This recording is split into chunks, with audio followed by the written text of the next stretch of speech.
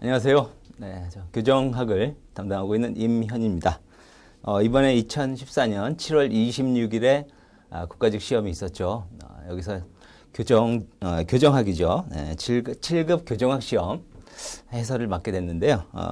올해 시험의 경향을 한번 살펴보면 평년과 좀 유사한 형태입니다. 법령과 이론 비중으로 따지면 법령에서 60%, 이론에서 40% 정도 해서 평상시 나오던 비중과 좀 비슷하고요. 그중에 좀 난해한 문제라고 할까요? 난해한 문제의 비율은 좀 적은 편입니다.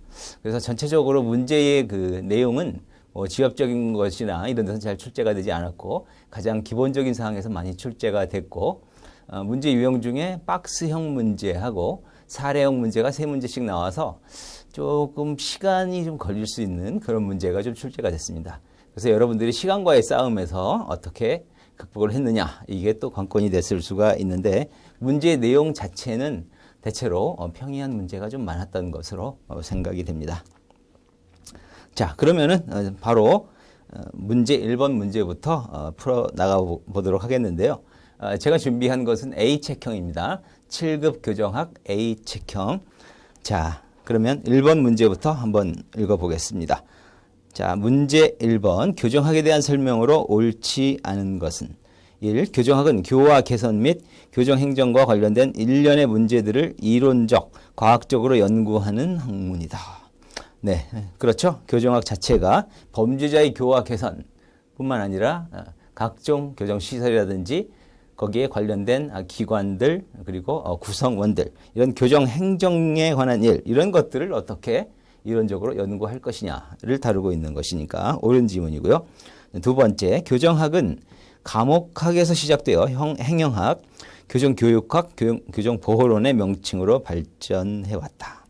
네, 감옥학이라는 명칭은 1870년대에서 90년대 사이에 영국이나 불란서에서 쓰던 말이고요.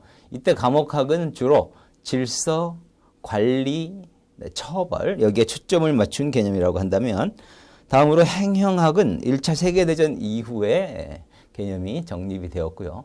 질서 위주의 교육적인 측면이 조금 가미된 그런 개념이라고 할 수가 있고, 그 다음으로 교정교육학도 1차 대전 이후에 정립된 개념인데, 이때 그 결정론적 시각이죠. 그래서 이 범죄를 저지른 자를 어떻게 교화 개선할 것이냐, 이런 데 초점을 맞춰서 시각이 많이 바뀌는 거죠. 그래서 교화와 건전한 사회복귀의 측면을 맞춘 것들, 그래서 교정교육학이고요. 다음에 교정보호론은 최근입니다. 1970년대에 이르러서 과거에 이러이러한 처우를 통해서 이렇게 개선해 나가면 참 좋겠다라고 했는데, 실질적으로 큰 소득이 없었다.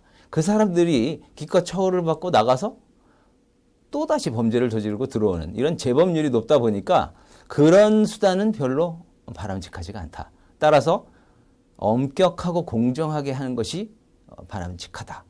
그래서 범죄를 저질렀다면 그에 상응하는 처벌을 엄격하게 하고, 다만 인권 침해 사례라든지 이런 문제가 있었기 때문에 인권 침해를 줄이기 위해서 인권 보장, 그리고 적법 절차를 보장한다든지 여기에 충실히 해야 되겠다. 이건 또 한편으로 신응보론이라고 하죠. 과거의 응보의 어떤 초점과 유사한 형태의 내용이 주장됐기 때문에 신응보론이라고 합니다. 그래서 2번 지문도 맞습니다. 자, 다음 3번. 교정은 수형자에 대해 이루어지므로 교정학의 연구 대상은 형벌 부과 대상인 범죄인에 국한된다. 여러분들 수험 전략적으로 뭐뭐에 국한된다 그러면 여기 눈길이 좀 가셔야죠. 국한되지 않는다. 이기 때문에 여기 답인데, 일단 교정이 수형자의 교정교화 건전한 사회복귀에 초점을 맞췄으니까 앞에 문장은 맞는데, 뒷부분에 교정학의 연구 대상이 거기 형벌 부과 대상인 범죄인에 하나느냐? 그렇지 않습니다.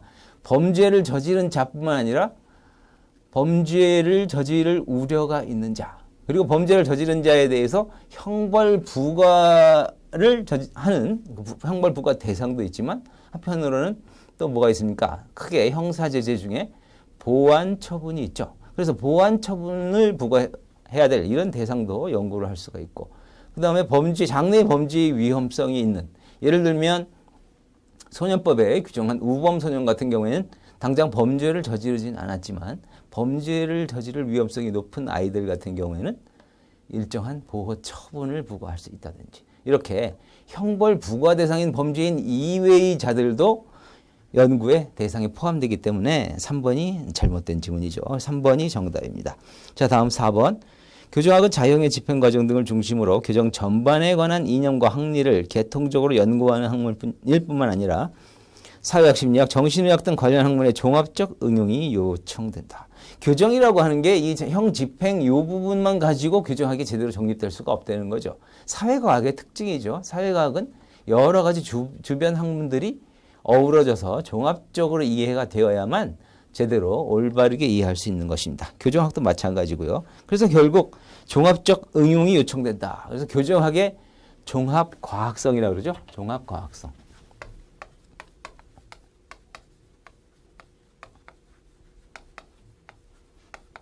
여러 가지 심리학이니 사회학이니 법학이니 이런 것들이 종합적으로 연구되고 조합을 이뤄야만 교정학이 제대로 이해가 될 수 있다. 그래서 4번 지문도 옳은 지문입니다. 1번은 3번이고요. 자, 다음 2번으로 넘어가겠습니다. 교정 처우 모델 중 재통합 모델 또는 재사회 모델에 대한 설명으로 옳지 않은 것은? 교정 처우 모델에는 어떤 것들이 있나요? 먼저 보면 구급 모델이라고 해서 단순하게 처벌과 격리에 초점을 맞춘 구급 모델이 있고, 두 번째는 개선이라든지 이제 교화에 초점을 맞춘 모델. 교화 개선에 초점을 맞춘 것은 크게 세 가지로 나눌 수가 있죠. 의료 내지 치료 모델, 그 다음에 적응 모델 내지 개선 모델이라고도 하고요. 그 다음에 우리 이번 이 문제의 주제가 되는 재통합 모델.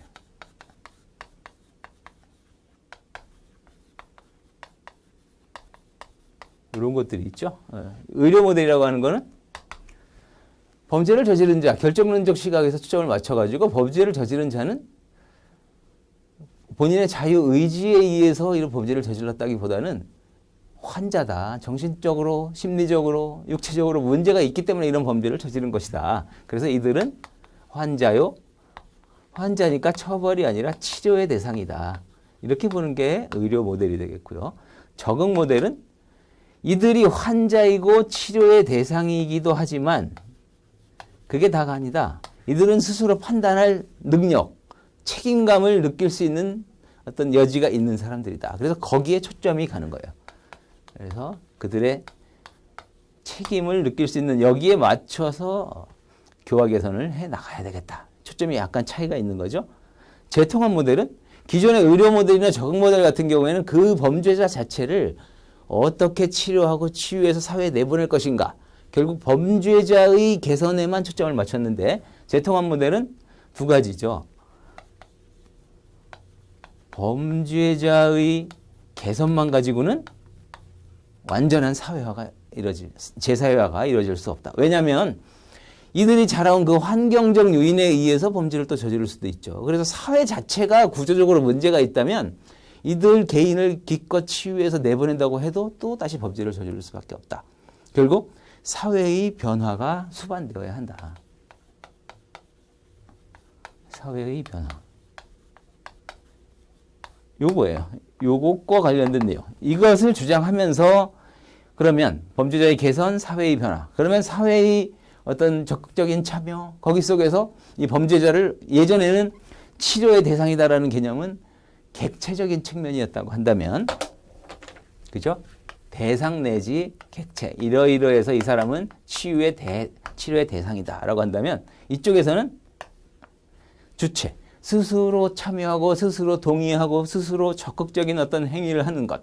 여기에 초점을 맞추기 때문에 주체로서의 지위가 발달해요. 자율성이라든지 이런.